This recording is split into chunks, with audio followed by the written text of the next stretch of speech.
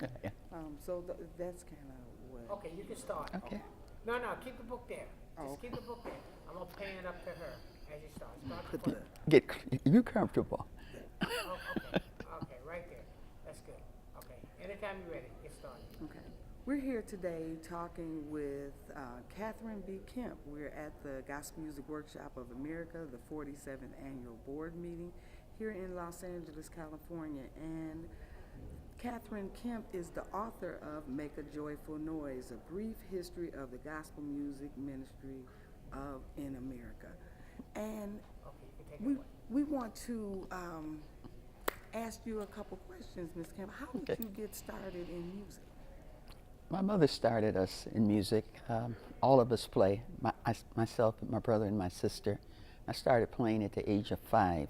I had my first job at the age of 13, playing for a church in Chicago, and my lessons paid for me continuing my music lessons. I kept that job till I went away to college. And Okay, and what church was that?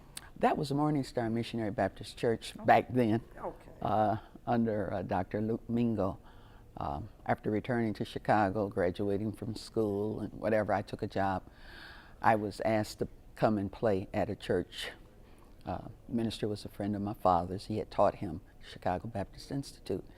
And I became the organist for Memorial Missionary Baptist Church. I later became the pianist.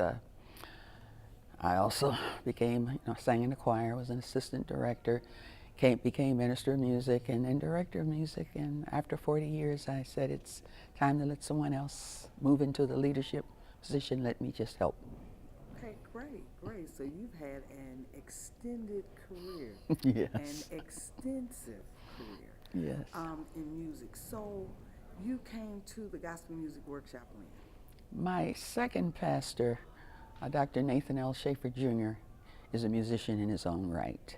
He's a musician, he sings, and he's an awesome minister. He sent me here. He probably saw that I was lacking some things I needed as director of music, because he, as I said, was a music director for Antioch Baptist Church. Mm-hmm. And he wanted me to move my game up. So he sent me here so that I could learn more about gospel music. I fell in love with the workshop. Wonderful. I went back and I told him, you all never have to pay for me to come again. I'll pay for myself. And my choir told me I was a different person, and I came back. So that was that. I became a member of the faculty in 2007. I first came in 2002. And I told Dean Reese, I said, there needs to be a book written about the workshop. He says, I've already done that. I said, oh, great. Oh, he sent it to me, and I read it, and I said, I want to go a little different perspective than you have here.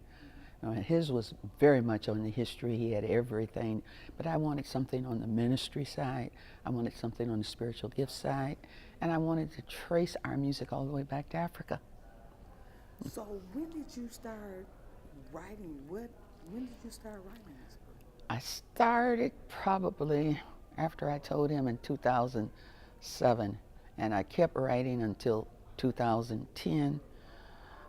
Then I was diagnosed with colon cancer, and I said, okay, Lord, you put this ministry in my heart. I'm going to finish this book. So between chemo and radiation and surgeries, I finished the book.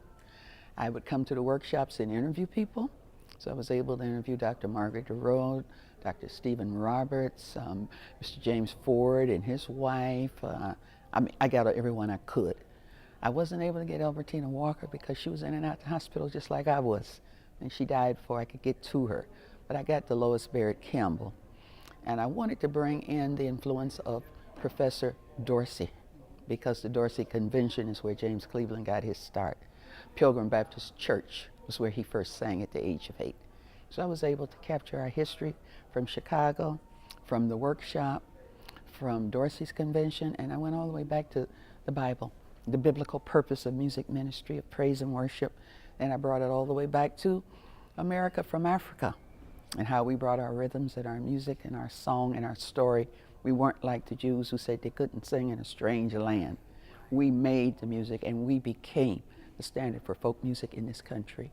There is not a genre of music that did not come from our enslaved ancestors. So, would you say that gospel music is an original American Oh, art? most definitely. It was so funny in the research because they said slaves were not intelligent enough to do the spirituals, and spirituals are the basis of the gospel music and everything else. But it came from us, although Sankey and Moody and a few others did gospel singing in their camp meetings. It is definitely us, the rhythm.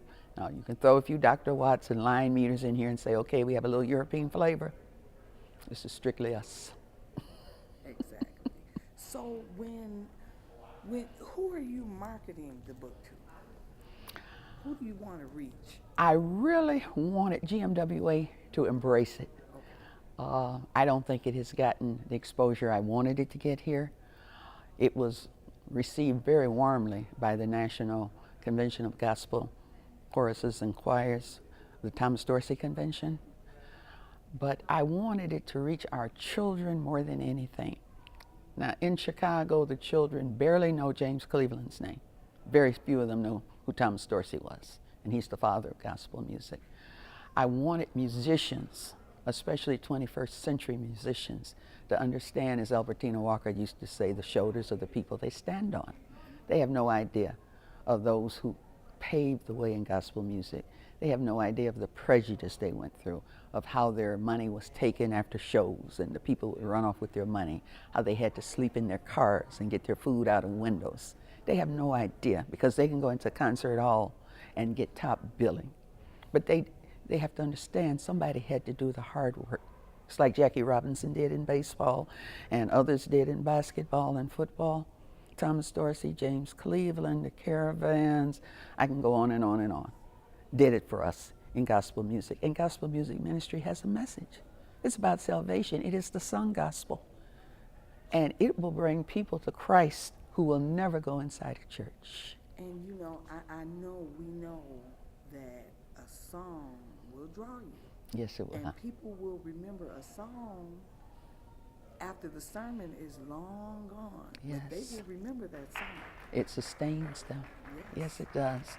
And the fact that gospel music is in Europe, that we have chapters in Japan, in Denmark, and Norway, and Sweden, it's just testimony to the power of our music. And a lot of the people who sing in those European countries aren't Christians, but the music has a message. So it is our hope that by singing the gospel, they will learn who the gospel is about. So, upon reading your book, what am I Getting from it? Yes. You'll get the history of our people from the time they came to the United States, and you'll get in-depth interviews from griots, and I call them griots, gospel griots, those who have been in gospel music ministry 50 plus years. I didn't want anyone contemporary. And they will tell you the story, the history, the meaning. What I love about Dr. Margaret DeRoe is that she says the choir is not to outshine the minister. What I like about Stephen Roberts is that he wants the musicians to know that they accompany the choir. And what I like about Dolores Barrett Campbell is how gospel music was never something that was appreciated in terms of them being paid. They did it for the love. They did it for the Lord. So I want those who read it now to know a part of their history that they never heard about. It's not taught. It's not taught in the churches. I would like to see this in Christian education departments. I'd like to see it in vacation Bible schools and definitely in music workshops for choirs. So, are you an instructor? I teach a class at the Chicago Baptist Institute in Chicago, gospel music ministry and the church. But that's the extent of my doing anything. I like to write. So, is this your only work? I am completing a book on Thomas Dorsey. I hope to have it completed this week because as I look back at this, and I wrote this work about Dr. Dorsey's influence on James Cleveland as a mentor. I didn't write it about him in his own stance as the father, the things he went through.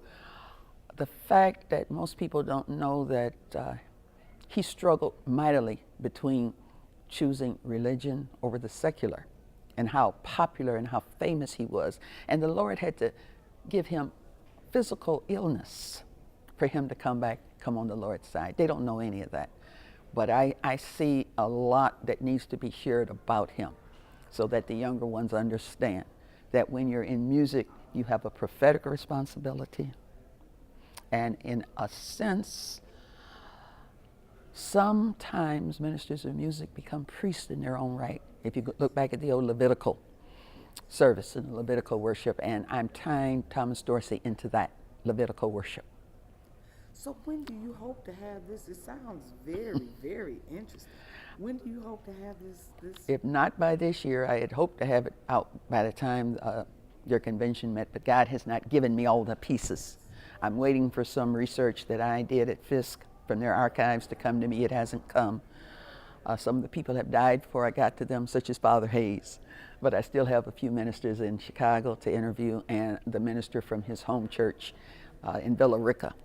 I still have to go and interview him. So I have about 4 ministers to interview, and I'll be able to put the book together. There's also a secular event that nobody even knows about that goes on the 4th weekend in June every year since 1993 in Villa Rica, Georgia, his hometown. You get people who come in, they do blues, they do jazz, and they do gospel, because he did all 3. And for the gospel portion, the white people packed his church. So now, if we want to get a copy of that book, how can we get a copy? It's in a few places. It's at the Wright Museum in Detroit, Michigan, the DuSable Museum in Chicago. I was at the Gant Center in Charlotte, North Carolina. It's at the Underground Railroad Center in Cincinnati. It's at a few bookstores in Chicago. There's one in San Francisco, Marcus Bookstores, and you can get it online. You can get it from Amazon. It's in Kindle and it's in print. It's available on iPad and Nook. Because the younger ones told me, if you don't put this online, we're not going to buy it. Exactly. And they will read it on their phone. Right. So I had to get what everybody likes. Yes. We like to hold it in our hand. Yes. The younger ones, they don't need any paper. No clutter. No clutter. Again, we want to thank you so much, and the name of the book is Make a Joyful Noise, A Brief History in Gospel Music Ministry in America. Ms. Kemp, thank you so much for what you have done and for furthering this, and this will live way when we're That's all my prayer. gone. This will be That's my a prayer. standard. And thank you so much for this opportunity, Ms. Rose. Thank you. God bless you. God bless you. Okay, hold it. Okay, go ahead and ask your question. Ms. Kemp, there are some, by you being the author, you know what's in this book, and I'm sure there's something in there that really moved you. What are some of your favorite passages from it? One from Thomas Dorsey has to do with his love of music and its function in the church. And he says, when it comes to the ministry of music in the church, I think it should not be too stiff, too classical, or too jazzy. I find some choirs who do not possess enough spirit, and others who have too many embellishments that are mistaken for spirit, loud, vociferous singing, uninspired gesticulations, or self-encouraged spasms of the body is not spirit. I don't believe in going to get the spirit before it comes. So to him, ministry is something that comes out of your relationship with God, not a performance or not something you're trying to do for the audience. You're not a performer. This is not a secular venue. This is a religious venue. And that's an amen and relevant today. Yes, it is. Very relevant. Yes, it is. Okay, you said you had one more? And you Go have ahead. a Yes. Okay, can you slide your chair over towards me a little bit? No, over towards me, because see, she's looking too far. Oh. Okay, keep going. James Cleveland had many, many occasions to minister to people. James Cleveland was known to stop his performances and minister. When James Cleveland had a prophetic word, he would call people out by name and just minister to them, healing, whatever it was. And that was one of the gifts that he had, one of the gifts of the Spirit. But one of the things he said at a concert rehearsal at the Apollo Theater with the Gospel All-Stars in 1960, God is a wonder worker. When I look back 16 years ago, I went to church one night. I was nothing but a poor boy wearing sneakers. I'm glad Albertina's here because she knows what I'm talking about. So he never forgot his humble roots. He never forgot how far God brought him, and he always had a platform open for others. Anyone that wanted to sing had a platform. There are so many gospel artists who started right here at GMWA because he would call them up. And just by calling them on stage, they became instant successes. That's the kind of spirit I'm talking about of ministry. Ministry is inclusive. It's not exclusive, because our God is a big God. He's not a little God. He's not my God or your God. He's our God. How great is our God? He's no greater than our ministry to him through the sung word and the preached word. Thank you. It's a good book. Praise God. All right, now, tell them what you want, what information. Now, my book is available online. I have a personal website, www.joyfulnoisepress.com. And if you order from my website, I'm able to autograph your book personally. If you just want to get it online because you like Amazon and have accounts with Amazon or iTunes, you can get it there as well. You can get it at Amazon in paperback. You can get it at Amazon for your Kindle. You can also get it for your iPad or for Nook. Again, it's www.joyfulnoisepress.com, my website, and you can get all of the information you want about me or about other places that you can purchase it around the country from the website.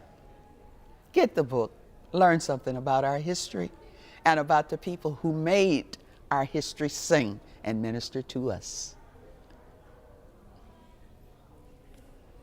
Yeah, you can hold it there. Just now, yeah, that's good. Just for a second. Just a second. Now, stay right there.